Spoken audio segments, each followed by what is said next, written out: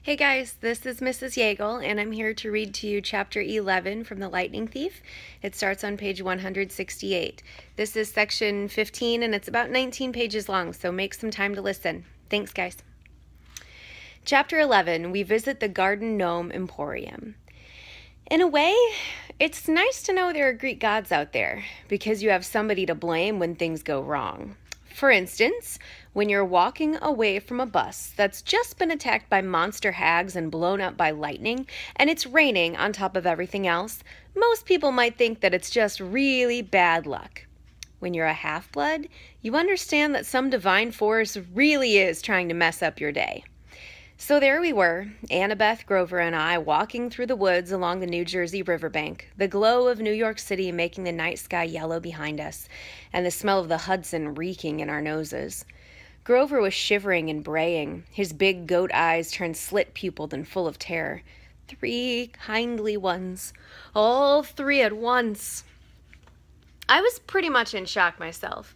The explosion of bus windows still rang in my ears. But Annabeth kept pulling us along, saying, "Come on, the farther away we get, the better." All of our money was back there, I reminded her. Our food and clothes, everything. Well, maybe if you hadn't decided to jump into the fight, what did you want me to do, just let you get killed? You don't need to protect me, Percy. I would have been fine. Sliced like sandwich bread, Grover put in. But fine. Shut up, goat boy, said Annabeth. Grover brayed mournfully. 10 cans. A perfectly good bag of 10 cans. We sloshed across mushy ground, through nasty, twisted trees that smelled like sour laundry. After a few minutes, Annabeth fell into line next to me. Look, Her voice faltered. I appreciate your coming back for us, okay? That was really brave. We're a team, right? She was silent for a few more steps. It's just that if you died, aside from the fact that it would really suck for you, it would mean the quest was over. This may be my only chance to see the real world. The thunderstorm had finally let up.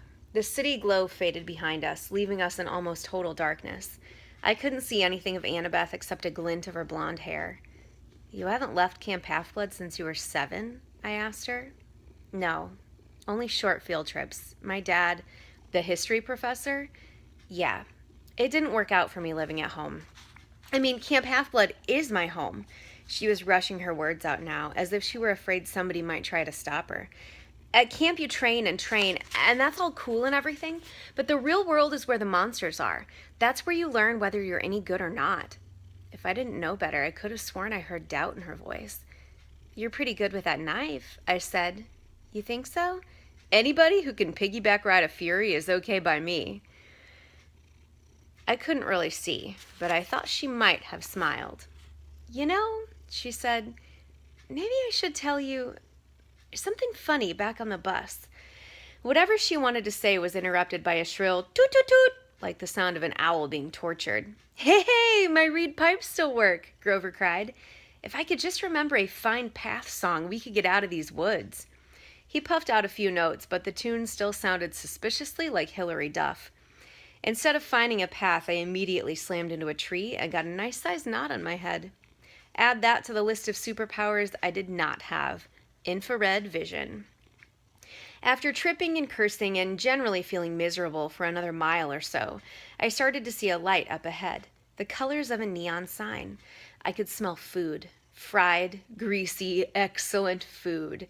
I realized I hadn't eaten anything unhealthy since I'd arrived at Half-Blood Hill, where we lived on grapes, bread, cheese, and extra lean-cut nymph-prepared barbecue. This boy needed a double cheeseburger. We kept walking until I saw a deserted 2-lane road through the trees. On the other side was a closed-down gas station, a tattered billboard for a 1990s movie, and one open business, which was the source of the neon light and the good smell. It wasn't a fast food restaurant like I'd hoped.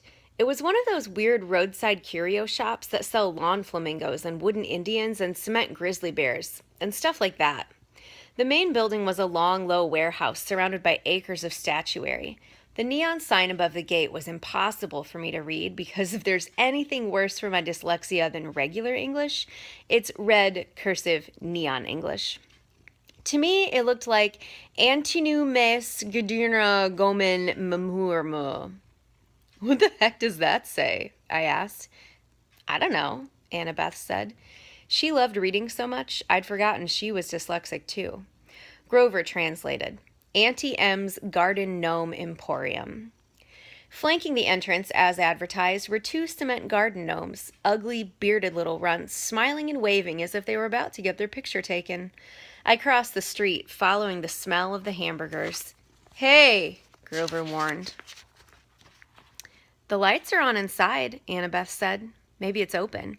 Snack bar, I said wistfully. Snack bar, she agreed. Are you two crazy? Grover said. This place is weird.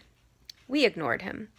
The front lot was a forest of statues, cement animals, cement children, even a cement satyr playing the pipes, which gave Grover the creeps. Blah, he bleated. Looks like my Uncle Ferdinand. We stopped at the warehouse door. Don't knock, Grover pleaded. I smell monsters.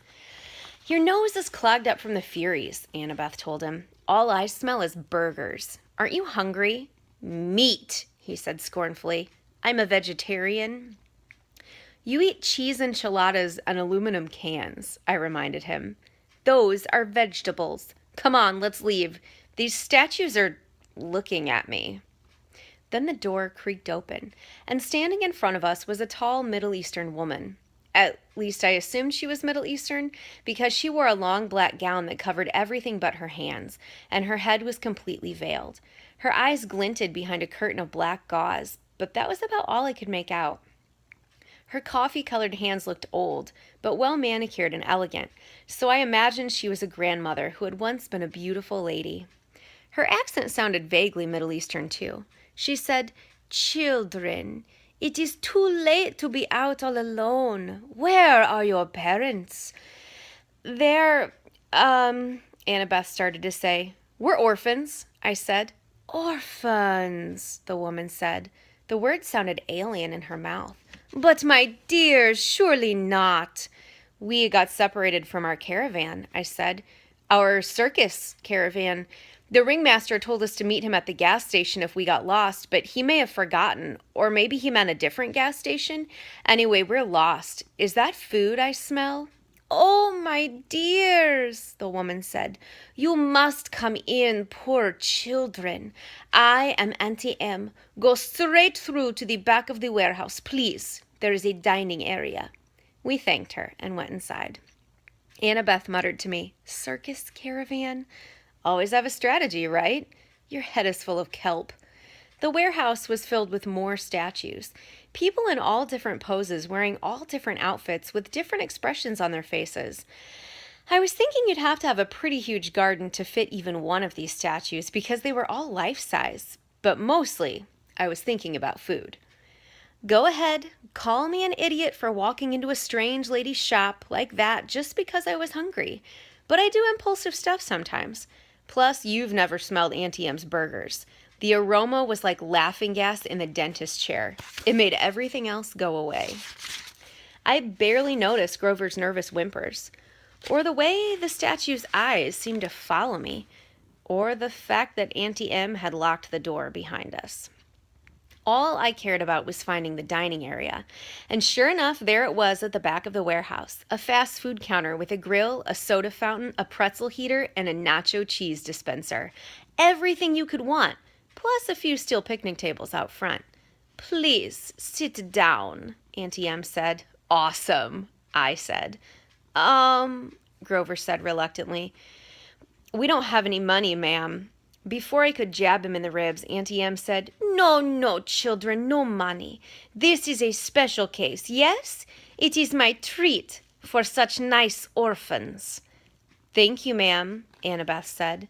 Auntie M stiffened, as if Annabeth had done something wrong. But then the old woman relaxed just as quickly, so I figured it must have been my imagination. Quite all right, Annabeth, she said. You have such beautiful gray eyes, child. Only later did I wonder how she knew Annabeth's name, even though we had never introduced ourselves. Our hostess disappeared behind the snack counter and started cooking. Before we knew it, she brought us plastic trays heaped with double cheeseburgers, vanilla shakes, and double XL servings of French fries. I was halfway through my burger before I remembered to breathe. Annabeth slurped her shake.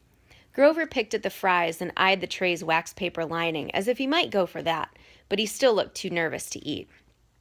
"What's that hissing noise?" he said. I listened, but I didn't hear anything. Annabeth shook her head. "Hissing?" Auntie Em asked. "Perhaps you hear the deep fryer oil. You have keen ears, Grover." "I take vitamins for my ears." "That is admirable," she said. "But please, relax." Auntie Em ate nothing. She hadn't taken off her headdress even to cook, and now she sat forward and interlaced her fingers and watched us eat.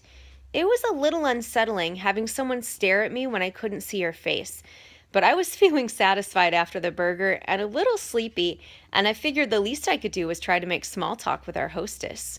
"So you sell gnomes?" I said, trying to sound interested. "Oh, yes," Auntie Em said, "and animals, and people. Anything for the garden. Custom orders. Statuary is very popular, you know." "A lot of business on this road?" "Not so much, no. Since the highway was built, most cars, they do not go this way now. I must cherish every customer I get." My neck tingled, as if somebody else was looking at me. I turned, but it was just a statue of a young girl holding an Easter basket.